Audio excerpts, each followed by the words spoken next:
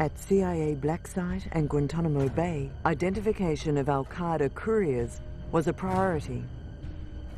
In 2007, US intelligence discovered the name of a trusted Bin Laden courier. Last August, after years of painstaking work by our intelligence community, I was briefed on a possible lead to Bin Laden. In 2009, he was tracked. August 2010, they found his fortress in Abbottabad, Pakistan. The compound had no phone, no internet. It was far from certain, and it took many months to run this thread to ground. I met repeatedly with my national security team as we developed more information about the possibility that we had located Bin Laden hiding within a compound deep inside Pakistan. US intelligence concluded that this house was built to hide someone of significance. Beside the courier and his brother, a third family, suspected to be the Bin Ladens, lived in the compound. Last week, I determined that we had enough intelligence to take action and authorized an operation to get Osama bin Laden and bring him to justice. Over Abbottabad, in the night, helicopters could be heard.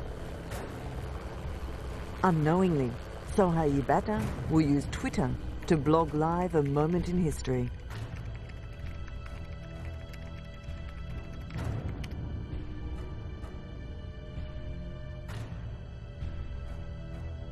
Today, at my direction, the United States launched a targeted operation against that compound in Abbottabad, Pakistan.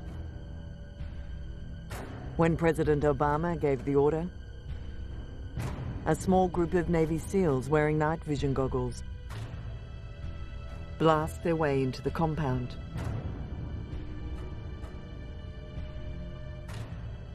In the Situation Room at the White House, officials were able to follow the operation in real time.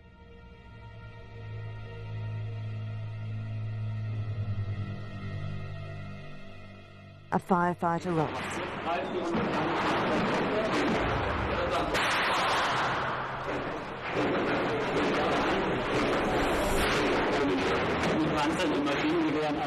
But the video link is cut for a long period of time, adding to the tension. The operation will last 40 long, heart-stopping minutes.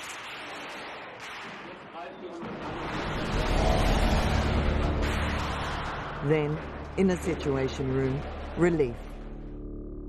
The code name Geronimo is heard. The target had been killed. Tonight, I can report to the American people and to the world that the United States has conducted an operation that killed Osama bin Laden, the leader of Al-Qaeda, and a terrorist who's responsible for the murder of thousands of innocent men, women, and children.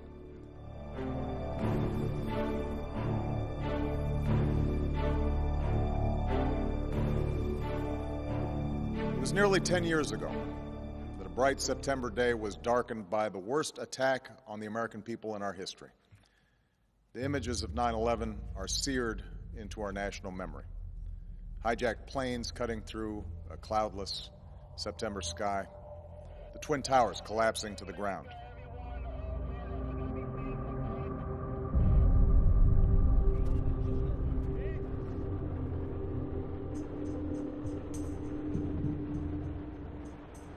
Black smoke billowing up from the Pentagon, the wreckage of Flight 93 in Shanksville, Pennsylvania, where the actions of heroic citizens saved even more heartbreak and destruction. And yet we know that the worst images are those that were unseen to the world. The empty seat at the dinner table, children who were forced to grow up without their mother or their father, parents who would never know the feeling of their child's embrace, nearly 3,000 citizens taken from us, leaving a gaping hole in our hearts. On September 11th, 2001, in our time of grief, the American people came together. We offered our neighbors a hand, and we offered the wounded our blood. We reaffirmed our ties to each other and our love of community and country. On that day, no matter where we came from, what God we prayed to, or what race or ethnicity we were united as one American family. We were also united in our resolve to protect our nation and to bring those who committed this vicious attack to justice.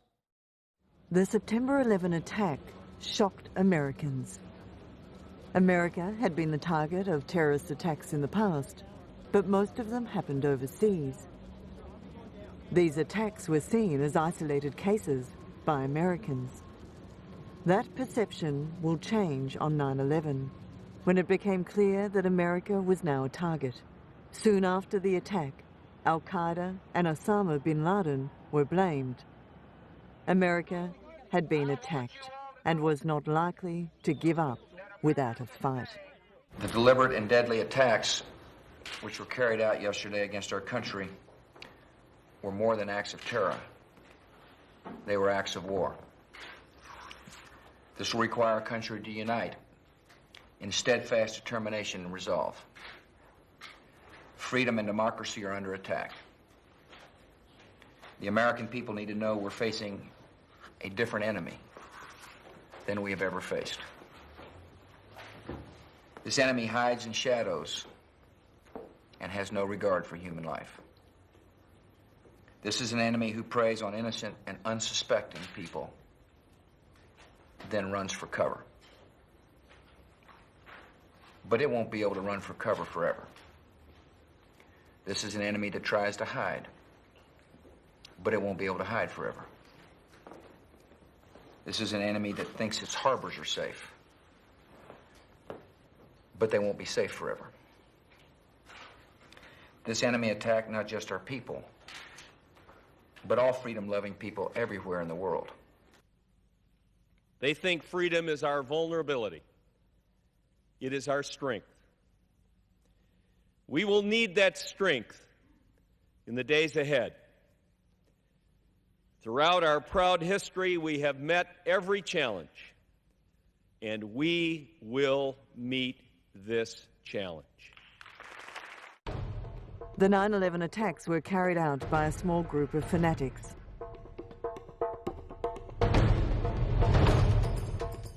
Al-Qaeda, a terrorist organization misunderstood, based in Afghanistan and protected there by the Taliban government, dispatched this group.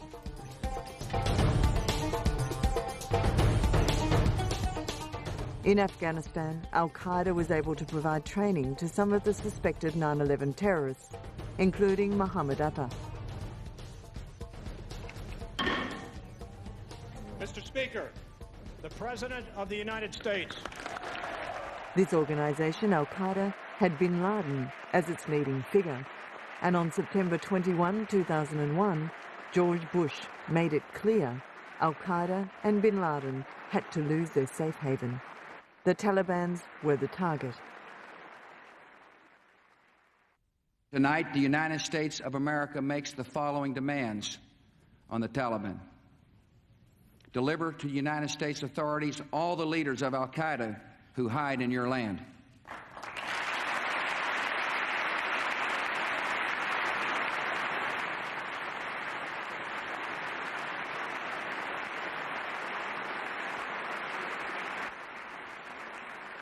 Release all foreign nationals, including American citizens you have unjustly imprisoned. Protect foreign journalists, diplomats, and aid workers in your country. Close immediately and permanently every terrorist training camp in Afghanistan, and hand over every terrorist and every person in their support structure to appropriate authorities.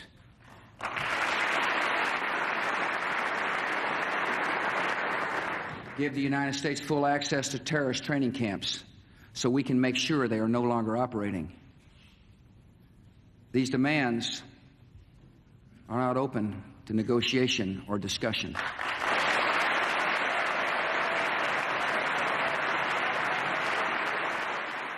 With that address to the Congress, Bush will shape its presidency.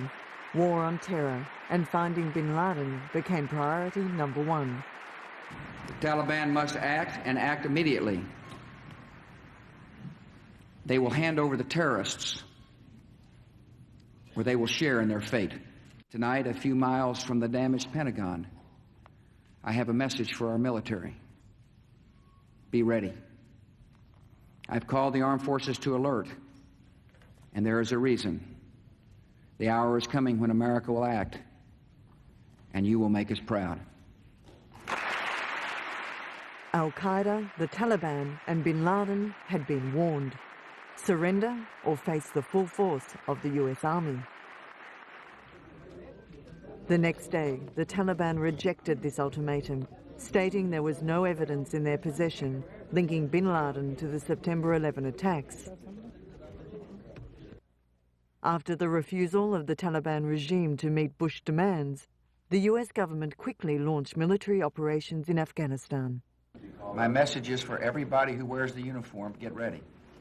The United States will do what it takes to win this war. And I ask patience of the American people. There's no question in my mind we'll have the resolve.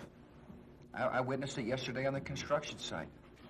Behind the sadness and the exhaustion, there is a desire by the American people to not seek only revenge, but to win a war against barbaric behavior, people that hate freedom and hate what we stand for. And this is an administration that is going to dedicate ourselves to winning that war.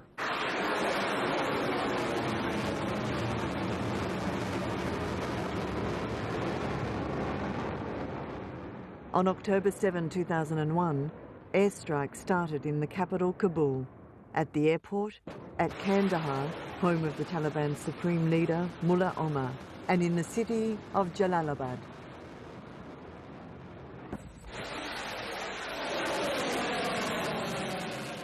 Later that day, President Bush confirmed the strikes on national television. Good afternoon.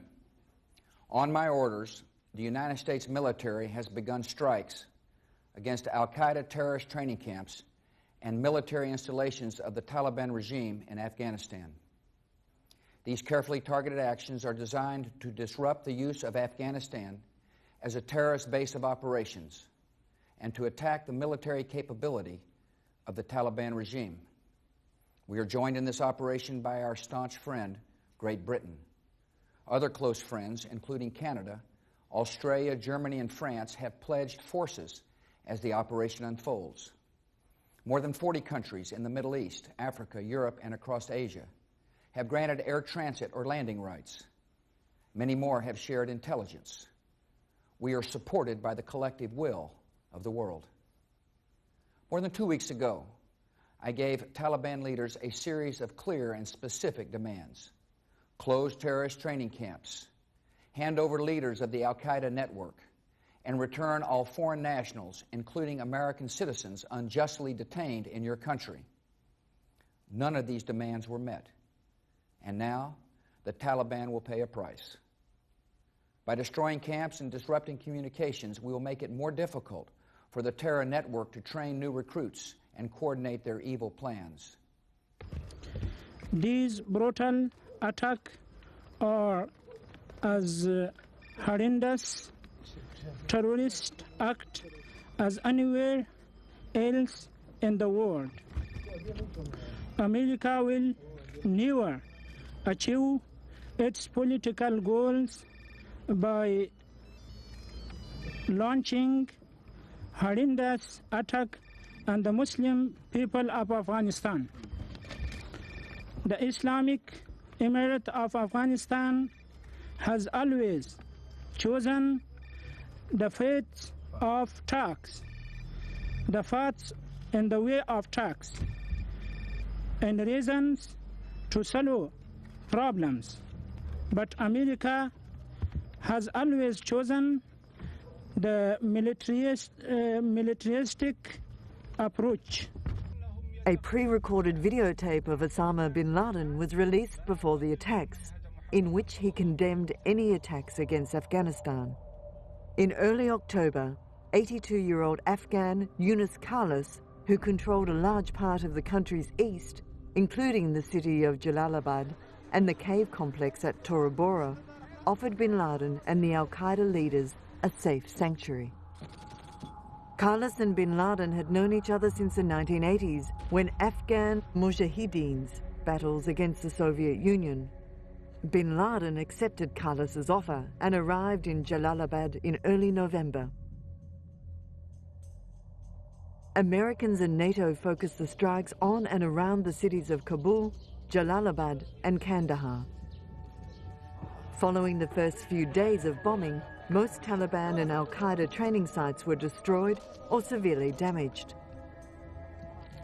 The campaign then focused on command, control and communication targets, which weakened the ability of the Taliban forces to communicate. When the bombing around Jalalabad intensified, Bin Laden fled into the caves of Tora Bora, south of the regional capital. Bin Laden knew the region well. Years earlier, he helped build the complex, and it is believed that some of Al-Qaeda's training camps were situated in those mountains.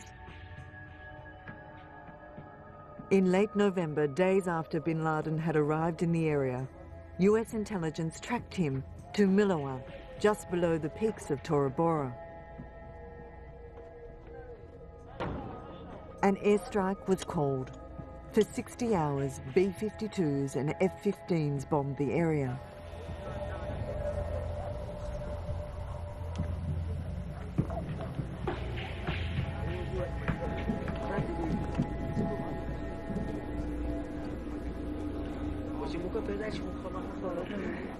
Bin Laden was forced to flee deeper into the mountains. CIA Field Commander Bernstein, who was charged with finding Bin Laden, requested 800 Rangers to be placed between Bin Laden and the Pakistani border in order to be able to launch a ground attack on his position. The troops were never deployed, and without them, a ground assault was too risky. As the United States carpet-bombed Tora Bora, Bin Laden urged his fighters to carry on against the Americans. The American campaign was predominantly an airstrike. US officials preparing for the invasion of Iraq were reluctant to send troops to force Bin Laden out of the caves. Officers on the ground were told that Pakistan would help them to block Bin Laden's escape route to Pakistan if he tried to cross the border. But in early December, Pakistani President Pervez Musharraf made it clear to US officials he didn't want to commit troops without American support. At Tora Bora, the secretive Delta Force, the elite Special Operations Unit, planned to get to Bin Laden from behind, crossing into the terrorist hideout from Pakistan. According to the leader of the Delta Force team, the plan had a better chance of succeeding than any frontal assault. The Pakistani forces never made it, and the border was never secured. Delta Force's plan had to be abandoned. They were then forced to align their mission with the Afghan Mujahideen and stay on the Afghanistan side of the border. On December 10, Delta Force got a tip as to the general location of Bin Laden in the Tora Bora area.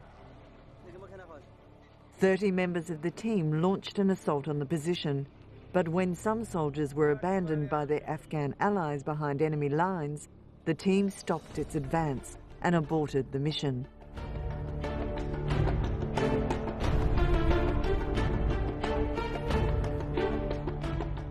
Osama Bin Laden manages to escape from Tora Bora. US investigators will later learn that he didn't go south into Pakistan tribal area as first thought. Instead, took a route north back to Jalalabad. This was a risky move as he would have to pass approaching US and British forces. According to official account, Bin Laden rested in Jalalabad before leaving on horseback for a long journey to the Konar province in Afghanistan's far northeast. He is believed to have stayed there for 10 months. US authorities stayed on the hunt, but from there the trail had gone cold.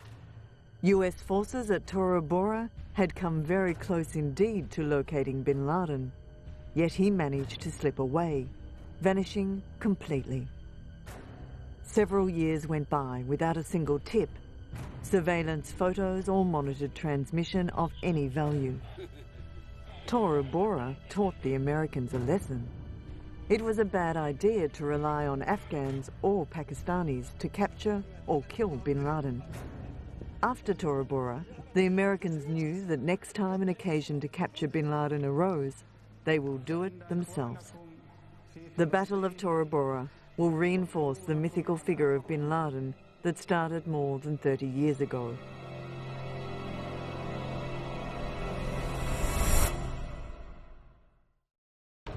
In the second part of the 20th century, high birth rate and decline of infant mortality had produced a common problem throughout the Muslim world.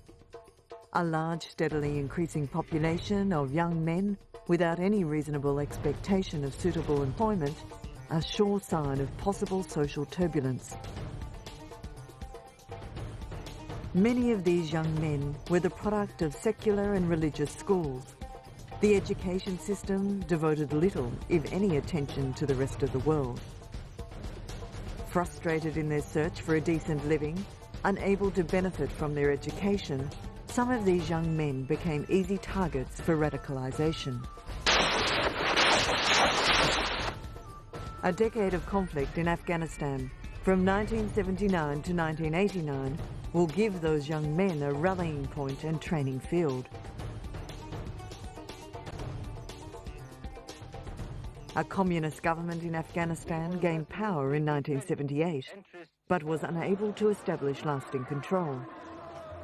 At the end of 1979, the Soviet government sent in a military unit to ensure that the country would remain securely under Moscow's influence.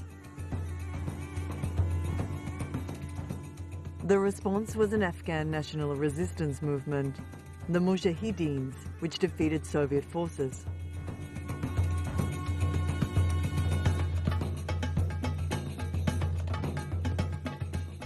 Young Muslims from around the world flocked to Afghanistan to join as volunteers in what was seen as a holy war, jihad against an invader.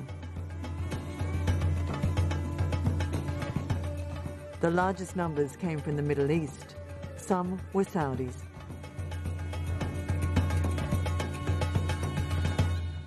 Among them was Osama Bin Laden. 23 when he arrived in Afghanistan in 1980, Bin Laden was the 17th of 57 children of a Saudi construction magnate. By some accounts, he had been interested there in religious studies, inspired by tape recordings of fiery sermons by Abdullah Azam, a Palestinian and a disciple of Qutb. Though he took part in at least one actual battle, Bin Laden became known as a person who generously helped fund the anti-Soviet jihad.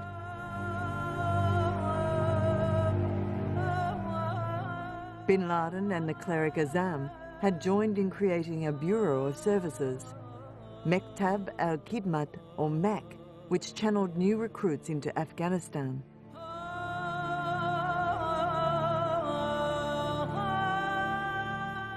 The international environment for Bin Laden's efforts was ideal.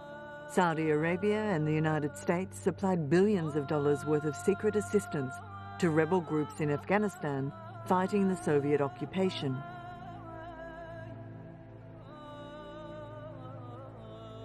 But Bin Laden and his comrades had their own sources of support and training, and they received little or no assistance from the United States.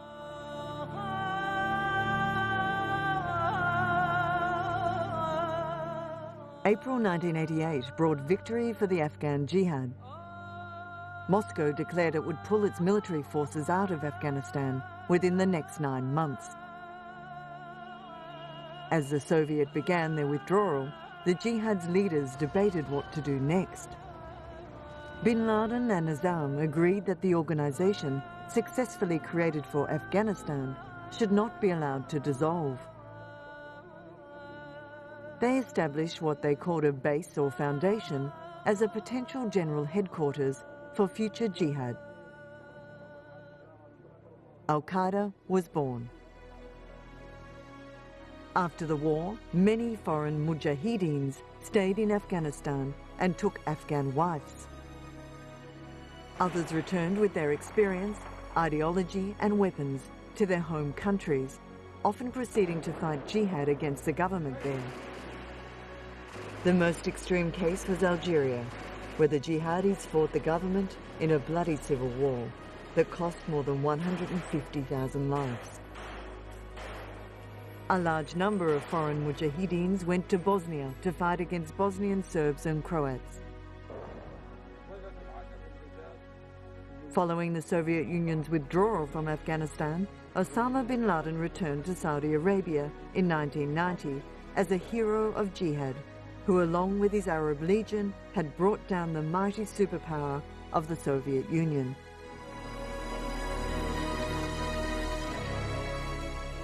In August 1990, Iraq invaded Kuwait. Bin Laden, whose efforts in Afghanistan had earned him celebrity and respect, proposed to the Saudi monarchy. He summoned his mujahideens for a jihad to retake Kuwait. He was rebuffed, and the Saudis joined the US-led coalition.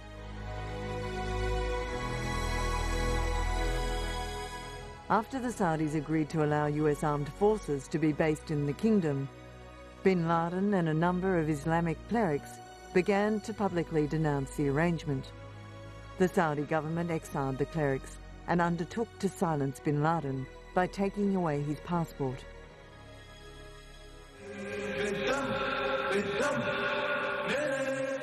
Bin Laden moved to Sudan in 1991 and set up a large and complex set of entwined business and terrorist enterprises. Meanwhile, Al-Qaeda finance officers and top operatives used their positions in Bin Laden's businesses to acquire weapons, explosives and technical equipment for terrorist purposes. Bin Laden began delivering threats against the United States before he left Saudi Arabia. He continued to do so after he arrived in Sudan. In early 1992, the Al-Qaeda leadership issued a fatwa calling for jihad against the Western occupation of Islamic lands. Bin Laden will become a leading figure for many young Muslims.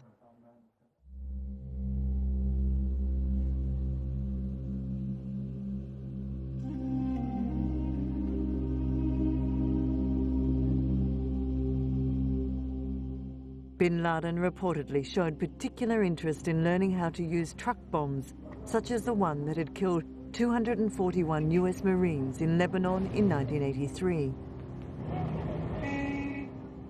The blast led to the withdrawal of the international peacekeeping force.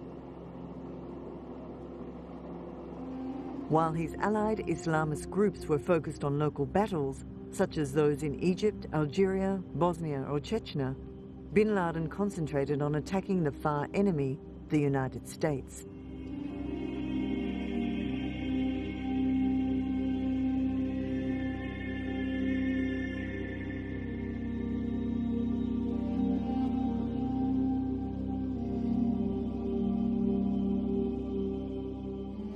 After US troops deployed to Somalia in late 1992, Al-Qaeda leaders formulated a fatwa demanding their eviction.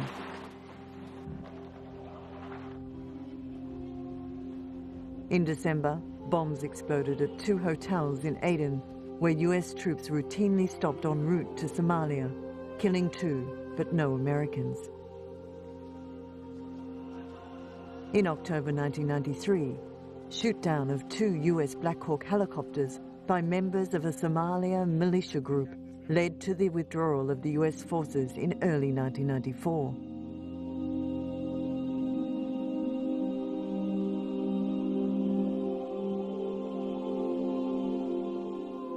Bin Laden's ideas worked. By attacking the Americans, they were forced to withdraw from what was viewed as the Holy Land.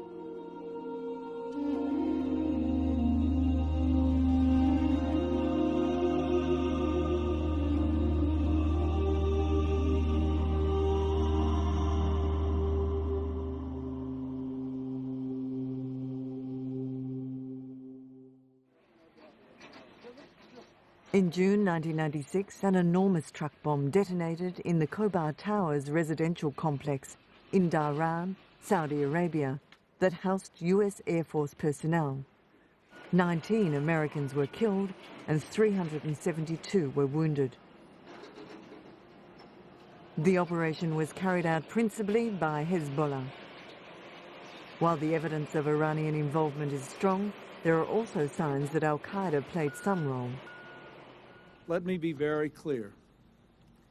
We will not resist, we will not rest in our efforts to find who is responsible for this outrage, to pursue them, and to punish them. Anyone who attacks one American attacks every American, and we protect and defend our own. In this period, other prominent attacks in which bin Laden's involvement is at best cloudy are the 1993 bombing of the World Trade Center, a plot that same year to destroy landmarks in New York, and the 1995 Manila air plot to blow up a dozen US airliners over the Pacific. Not until 1998 did Al-Qaeda undertake a major terrorist operation of its own, in large because bin Laden lost his base in Sudan.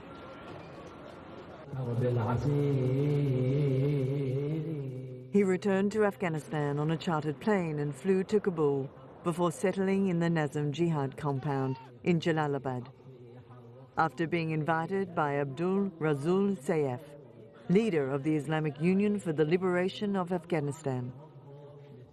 After spending a few months with these three leaders in the border region hosted by them, bin Laden forged a close relationship with some of the leaders of Afghanistan's new Taliban government, notably Mullah Muhammad Omar.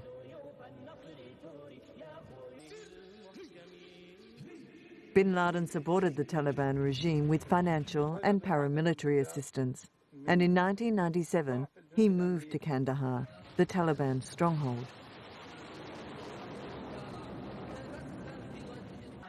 In Afghanistan, bin Laden and Al-Qaeda were able to raise some money from donors from the days of the Soviet Jihad and intensified the recruitment and training of jihad fighters. A safe haven in Taliban's controlled Afghanistan was created. By 1998, Al-Qaeda felt comfortable enough in this sanctuary to issue a declaration of war against Americans, and later a fatwa to kill Americans and their allies. The first act of war directly ordered by Al-Qaeda came on August 7, 1998, a series of attacks in which hundreds of people were killed in simultaneous truck bomb explosions at the United States embassies in Dar es Salaam, Tanzania, and Nairobi, Kenya. The attacks, which were linked to local members of the Egyptian Islamic Jihad, brought Osama Bin Laden and Ayman al-Zawahiri to the attention of the US public for the first time, and resulted in the FBI placing Bin Laden on its 10 most wanted list. In response to the bombings, US President Bill Clinton ordered Operation Infinite Reach, a series of cruise missile strikes on targets in Sudan and Afghanistan on August 20, 1998, announcing the planned strike in a primetime address on American television. Our target was terror. Our mission was clear: to strike at the network of radical groups affiliated with and funded by Osama Bin Laden, perhaps the preeminent organizer and financier of international terrorism in the world today. The attack failed to harm Bin Laden or the Al-Qaeda core, but killed 19 people.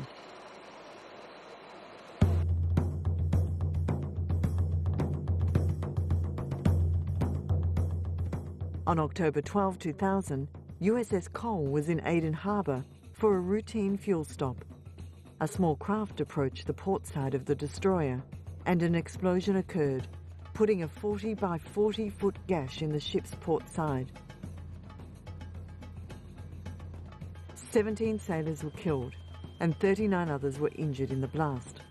Terrorists are determined to intimidate and prevent the United States from pursuing our worldwide national security interests, and they will continue to tenaciously look for exposed seams in our force protection armor. The attack was organized and directed by Bin Laden. Inspired by the success of the attack, Al-Qaeda Commandment Corps began preparing an attack on the American soil.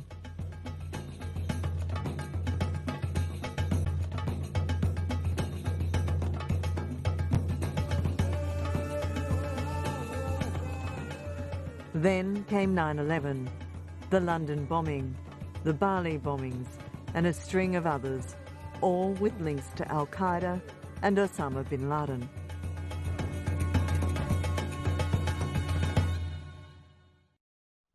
In Tora Bora, failure by the United States to commit enough US ground troops to hunt him led to his escape.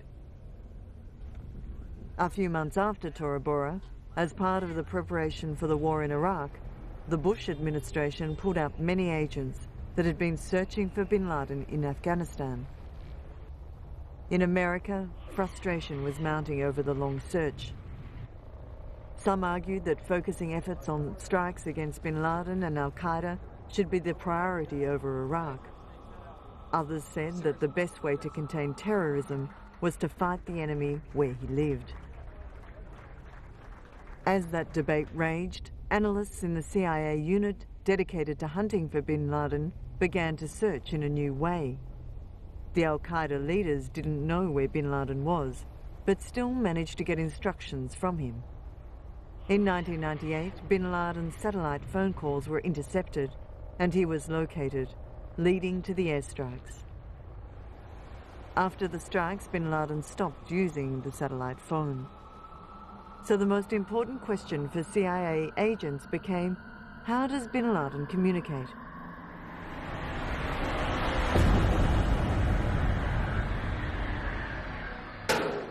Meanwhile, in Afghanistan, many Al-Qaeda fighters were found, arrested and transferred to CIA black site and Guantanamo Bay. Identification of Al-Qaeda couriers became an early priority for interrogators in various detention camps. Many believe Bin Laden was communicating through such couriers, concealing his whereabouts from Al-Qaeda foot soldiers and top commanders.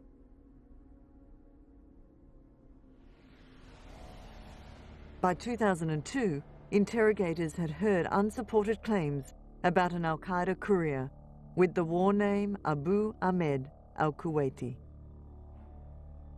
After his arrest, Khalid Sheikh Mohammed, the alleged mastermind of 9/11, revealed under interrogation that he knew al-Kuwaiti, but that he was not active in Al-Qaeda.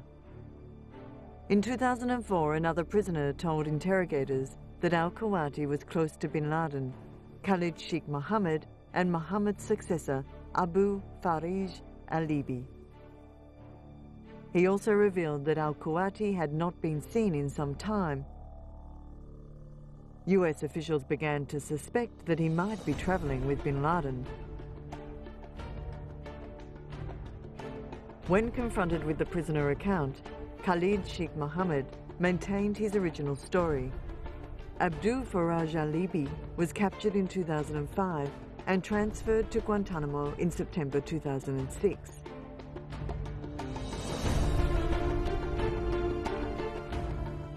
He told CIA interrogators that Bin Laden's courier was a man named Malawi Abdallah Khalik Shan and denied knowing al-Kuwaiti.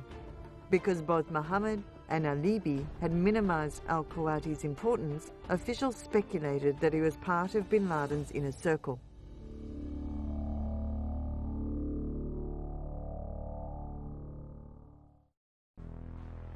In 2007, officials learned al-Kuwaiti's real name, but did not disclose it. In 2010, the CIA intercepted a phone conversation between another suspect and al-Kuwaiti.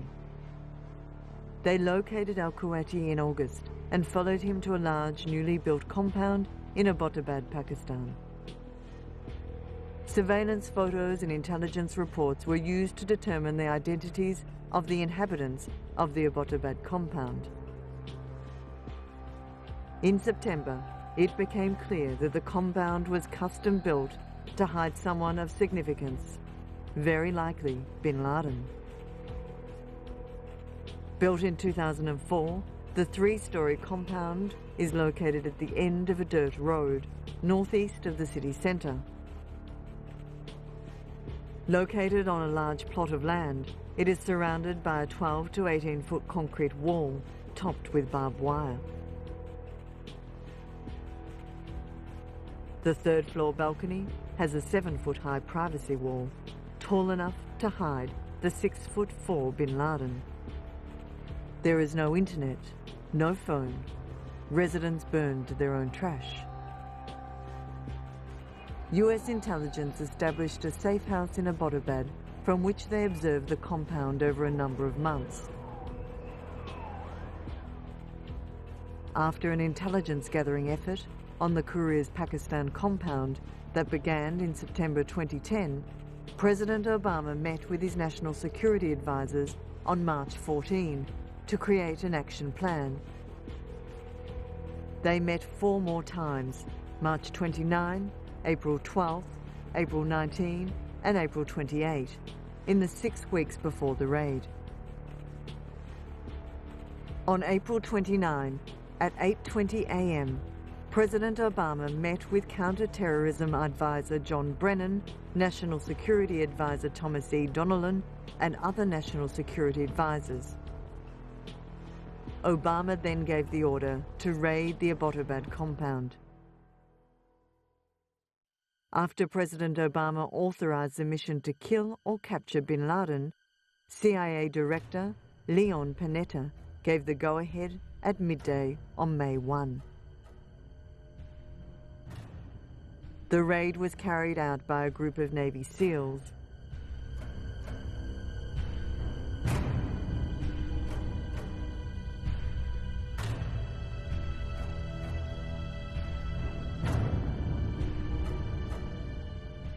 The SEALs flew into Pakistan from a base in Afghanistan. They were armed with assault rifles, night vision goggles, and handguns.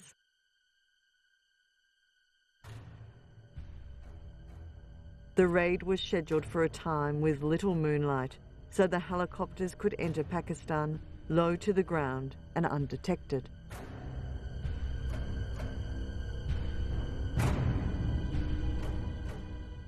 At approximately 1 a.m. local time, the SEALs breached the compound's walls using explosives.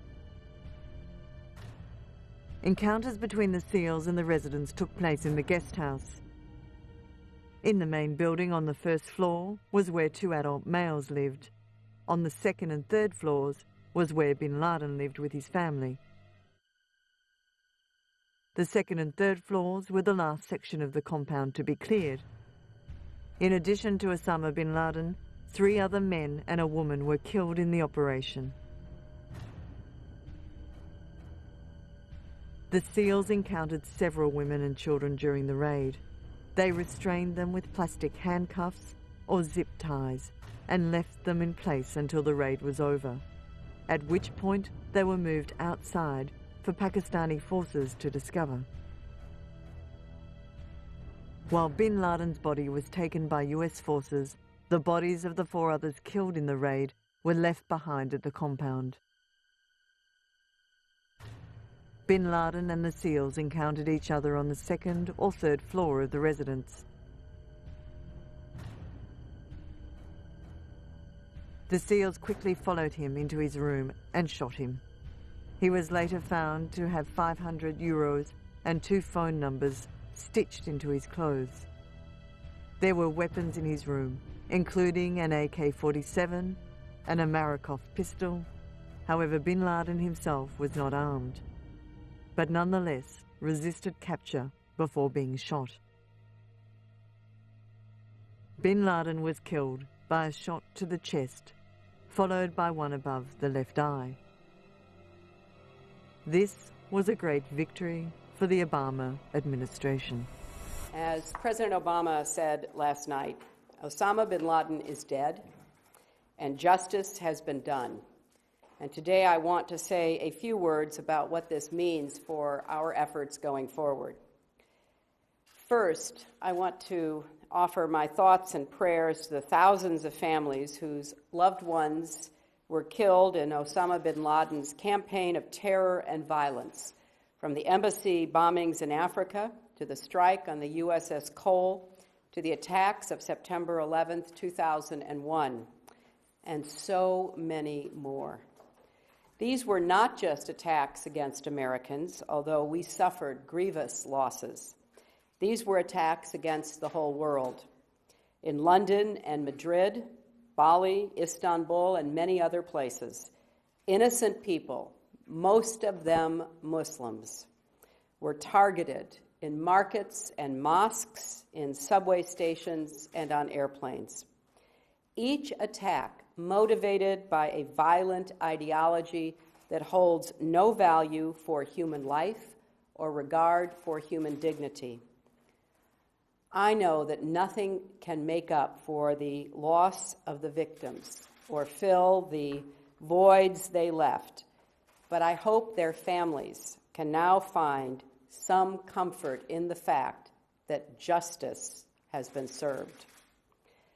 Second, I want to join the President in honoring the courage and commitment of the brave men and women who serve our country and have worked tirelessly and relentlessly for more than a decade to track down and bring Osama Bin Laden, this terrorist, to justice.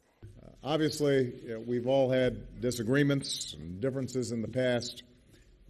I suspect we'll have them again in the future. But last night, as Americans learned that the United States had carried out an operation that resulted in the capture and death of Osama bin Laden, we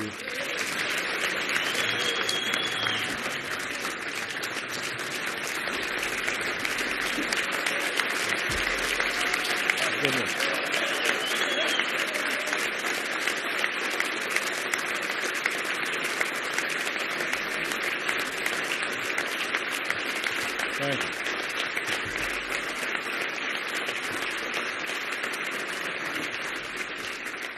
You know, I think we experienced the same sense of unity that prevailed on 9/11.